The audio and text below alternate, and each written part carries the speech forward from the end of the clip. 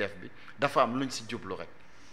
waaw dafa am luñ ci jublu te dafa mel ni le gouvernement le président de la République peut-être un peu moins mais le premier ministre Ousmane Sonko est plus à l'écoute de sa base qu'à l'écoute du peuple sénégalais. kilifa boo toogaatee xool sa bopp. nga toog primature xoolaat nga ne man du base u Pastef laa yor base u Sénégal yépp laa bokk. am na loo xam ne dama ko war a moytu. nga nekk à la hauteur. à la hauteur ciblage bi gis nañ ko ci yenn journal yi lay commencé ay yor pour excusez-moi pour citer des journaux comme ça mais c'est des propagandes d'État yoo xam ne ñoom ñooy commencé joxe ligne directrice bi gars yi di attaqué nu mu tuddati kii bu jógee OFNAC Bassirou Gueye bu jógee OFNAC c'est son travail. pare na ci keneen ku ñëw soit nga doxal yoon même muñ ko changer mais bu doxalee loo xam ne Pastef moo ko buggu mais les Sénégalais vont sanctionner parce que dañ leen di ne si ça c'est injuste. téye nañ fi Bachir Fofana heureusement yàlla gën maa ngi koy nuyu suma rakk téye nañ fi Moustapha Diakhaté sama grand 1 mois et quelque ci benn disposition article boo xam ne kenn xamul fan la exister. exerçant le 52 jours. oui ñu bàyyi leen ñëpp ñu fi jàppoon ñoom Baye Diakhaté bàyyi nañ leen ci loolu pour lan mais parce que juges yi ak magistrats yi seen liberté ak seen njàng ak fi ñu jaar mayu leen ñuy dugal nit kaso ci loo xam ne ay caaxaan la. tey ñu ngi téye sama rakk Badara Gadiaga maa ngi koy nuyu au passage mu nekk nit ko am fulla ak fayda ci loo xam ne Amadou Ba boo wax nee na rouge na moom mu ne rouge na ñu ne non lu tax yow nga ne rouge na yow la ñuy téye jàpp la dugal ba pare di la wutal leen loo xam ne dañ koy teg sa ndodd pour gën la fa téye c'est de l'injustice mais loolu lañ doon xeex ñoom démb war ki démb doon lañ fa Tahirou Sarr Farba Ngom ñu ngi leen fa téye mais lu tax juge bi ne mënul jël Farba Ngom ci association de malfaiteurs. Mais c'est tout à fait normal. Parce que boo nee association de malfaiteurs ça veut dire que le trésor public est malfaiteur. Parce que le paiement de Tahirou Sarr et de Farba Ngom est passé par le trésor public. Et l'enquête ne pourra jamais avancer parce que tant que le pool financier n'enquête pas au niveau du trésor public kan moo fay lu tax ñu fay ak fan lañu jaar pour fay ko ak lu tax parce que Farba ak kii ils sont vers la fin. Ils sont pas au début. Si tu parles de malversation financière et de blanchiment de capitaux, ça veut dire qu'il y a du blanchiment dans le trésor public. Et c'est pas bon en termes de message. Donc yooyu yëpp dafa nekk loo xam ne pour man base Pastef nu muy xoolee affaire bi mooy même si 80 morts yi ñu commencé tey mais ce sera difficile de le prouver. L'enquête va commencer où? L'enquête fan lay commencer lan moo indi conséquence bi mais c'est le départ c'est Sweet Beauté. Foofu la affaire bi yëpp dégénéré di wàcc foofu la combat bi entre Macky ak Ousmane Sonko commencé moi j'entre jamais dans ces vies privées là mosu leen ma dégg ma ciy dugg di wax mais si il faut être juste fan lay enquête bi commencé kan moo ne woon dañuy gatsa génn leen dañuy def lii dañuy def lale inciter cocktail molotov mortal combat ak affaire yooyu tu vas les sortir ba pare jaral seen bakkan ne général Moussa Fall mais les général Moussa Fall que je salue au passage par sa rigueur ak ni mu taxawee ci dëkk bi bu taxawul woon nu muy taxawee ñoom du ñu hérité dëkk bi tey ñi fi jaar ñëpp période boobu généraux yi bu ñu amul woon benn taxawaay dëkk bi day ndërmeelu mais ils ont fait ce que leur métier leur a appris mooy sauvegarder la République ñooñu looy def da nga leen bëgg a tey yóbbu leen ñu kii mais dafa am cours militaire dafa am fu ñuy jaar. C'est pas une simple justice ak benn am na tamit beneen projet de loi mooy statut et protection des lanceurs d'alerte. waaw tey ñu nekk ci réew goo xamante ne média bi daanaka dafa ndërmeelu sax wala mu ngi sukuraat nga bëgg a créer lu ñuy wax lanceur d'alerte lan la lu xew. man depuis le début ba ñu koy wax je suis sceptique. Ça ne m'enchante pas am na sumay xarit yoo xam ne ñu ngi ciy liggéey. Fadel Barro ñoom Seydi Gassama le doyen Alioune Tine mais man je suis prudent ci affaire boobu parce que ni may gisee le contexte sénégalais ak ni ma gisee tey dans les réseaux sociaux dans tout ce qui se passe comment beaucoup de gens sortent des informations sans aucune vérification nga xëy ñu leen la tey jàpp doomu jàmbur yi ñu dugal leen kaso xoolal Lat Diop ñu ngi ko téye ba léegi mais ana preuve yi nga xëy benn Cheikh Omar ne am naa benn loi boo xam ne protégé na ma ne Thierno wéy dama ko gis ba ma ko gisee keroog mu ngi dawal benn oto jàmbur la xam naa ne oto bi dañ ko sàcc ñu ñëw jàpp la ñu la wéy mais dañ ko jàpp parce que benn lanceur d'alerte.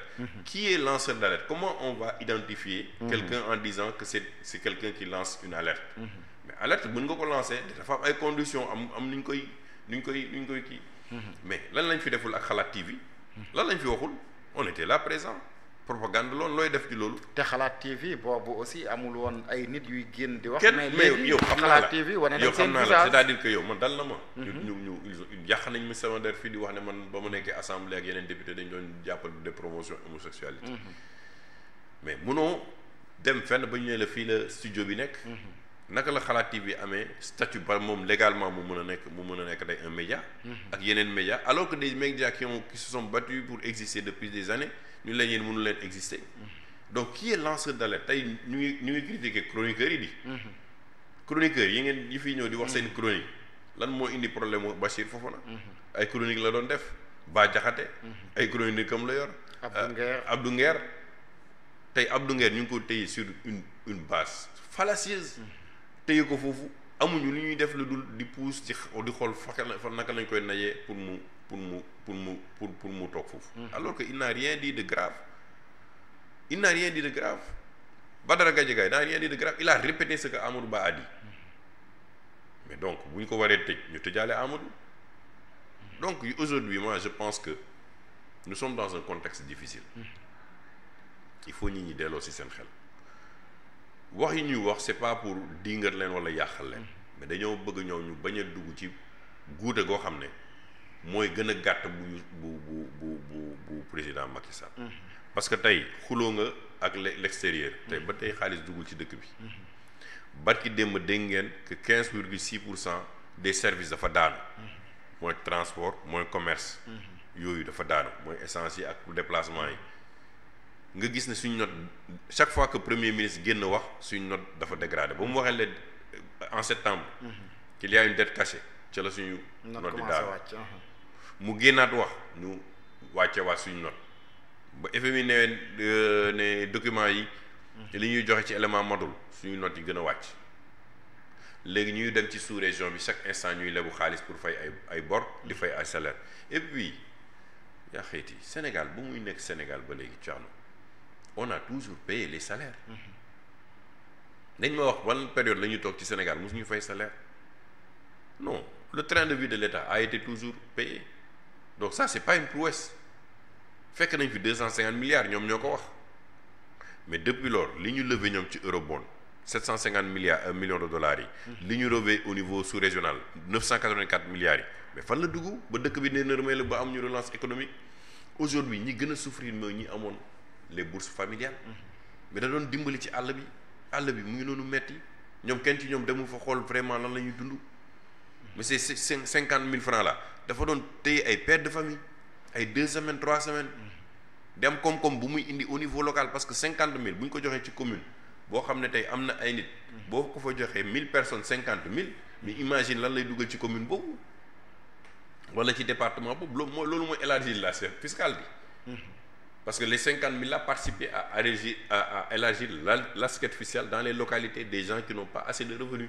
yow nga dagg loolu léegi nga génne soudure ñu ne la soudure am na plus de 1 million de personnes sont dans la soudure nga génne 1,3 milliard. du faj lu bëri.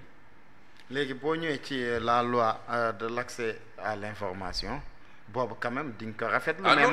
mais man dama loi de l'accès à l'information. bu OFNAC bi changement bi yooyu yëpp dañ koy rafetlu. parce qu'il y avait des choses même déclaration de patrimoine. il y avait des choses à rectifier. ils l'ont fait et loolu dañ koy rafetlu. état nag doo ñëw ne non lii defuñu baax kese. ñu ngi teg ay jéego mais tamit ci li ñuy gis yooyu loi yu baax la parce que loi d'accès à l'information c'est plus de 20 ans. de plaidoyer. Fatou Diagne maa ngi koy nuyu au passage moom mu nekkee fi article 19. combat am la ko defoon Seydi Gassama combat yi la ñu ko defoon Alioune Tine ñun ñëpp donc loi bi day servir tey presse bi. loolu dafa am solo mais aujourd'hui dañu war a gis tamit contenu bi. parce que yenn saa ñu jël ay loi neen def nañ ko fekk loi bi à l'origine ni ñu ko bindee woon ak ba mu jaaree circuit administratif bi ba muy génnaat. dafa soppeeku. mise en œuvre bi war a am solo donc yooyu yëpp dañ ko war a jàngat ñu xool exactement naka lañ koy defee et je pense que dans ce contexte là opposition dañuy faral di ne non opposition bi existé wul nekkuñu ci mbedd bi mais dans ce contexte tu n'as même pas besoin d'être dans la rue. Ah bon? Non mais parce que ñoom ils sont battus à l'extrême Sénégalais yi sonn xaar nag ay solutions palpables xaar seen vie mu changer parce que dañ leen gëmloo ne pétrole am na xaalis am na koom-koom gi Sénégal am na ressources naturelles yu kii. xëy na vie bi dina changer demee ci àjjuma gi bu PM génnee ba pare. waaw mais j'espère pas que ce soit des slogans seulement parce que depuis lors ay slogans rek la ñuy gis. te man pour man le slogan devait même pas être jubbanti koom. lañ ko jubbanti non jubbanti koom. jubbanti koom. pour nga jubbanti koom mooy da nga am koom. waaw d'abord. ba pare di xool nag noo koy jubbantee pour mu mën a laal tous les secteurs wala mu mën a laal population. fii suñu problème mooy yokk koom. loolu mooy suñu problème. quand tu parles de relance mooy yokk koom gi. jubbanti koom mooy koom ba nga xam ne da nga ko yor. waaw mais ñoom est-ce que si seen entendement nekkul comme ça li nga njëkk a wax maam ñu xool agence suñu mën a fusionner suñu mënee